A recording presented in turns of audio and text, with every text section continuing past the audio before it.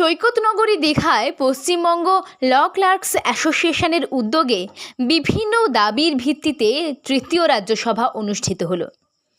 শনিবার পূর্ব মেদিনীপুর জেলার সৈকতনগরী দীঘায় হলিডে হোমে পশ্চিমবঙ্গ ল ক্লার্কস এর তৃতীয় রাজ্যসভা অনুষ্ঠিত হলো।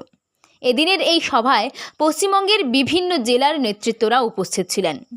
এই তৃতীয় রাজ্যসভায় উপস্থিত ছিলেন রাজ্য সম্পাদক ফাল্গুনী চক্রবর্তী, রাজ্য কাউন্সিলের চেয়ারম্যান চঞ্চল ঘোষ, রাজ্য সভাপতি বিপদ তারনাইস, সহ সম্পাদক প্রলয় রায়, রাজ্য অফিস সম্পাদক খগেন্দ্রনাথ জানা, রাজ্য সহসভাপতি শেখর রায়, রাজ্য কোষাধ্যক্ষ কমল দাস, সহ সম্পাদক মণ্ডলীদের সদস্য ও রাজ্য থেকে আগত বিভিন্ন স্তরের সংগঠনের সদস্যরা।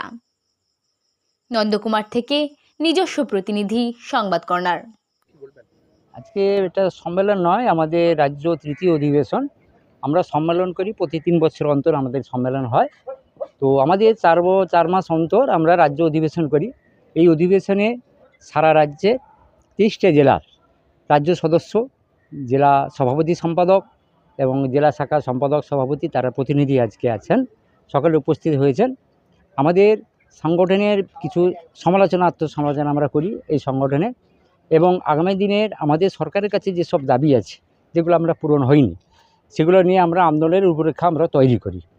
আমরা এখানে কাজ করে থাকি, যেমন আমাদের আদালতে আছে ল ক্লার্ক কাজ করেন, তাদের যে বসার যে জায়গাটা সেখানে থাকে না, সরকারের ব্যয়ে কোনো সেরেস্তা থাকে না।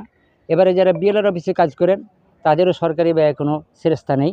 এবারে রেজিস্ট্রি অফিসে যারা কাজ করেন তাদেরও সেরেস্তা থাকে না, নিজেদের পয়সায় থাকতে হয়, রাস্তাঘাটে ঘুরে মোটামুটি জনগণের পরিষেবা দিতে থাকি আমরা। মোটর ভেহিকেলের সাথে এই একই অবস্থায় আছে।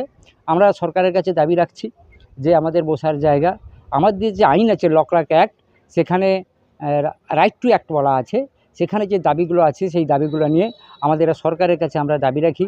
আজকে আমরা অধিবেশন করছি, সেই সব দাবি নিয়ে আগামী দিনে আমরা কীভাবে আন্দোলনে নামবো তার রূপরেখা আজকে তৈরি হবে। আমার নাম সমীর কুমার মাইতি, পূর্ব মেদিনীপুর জেলা সভাপতি।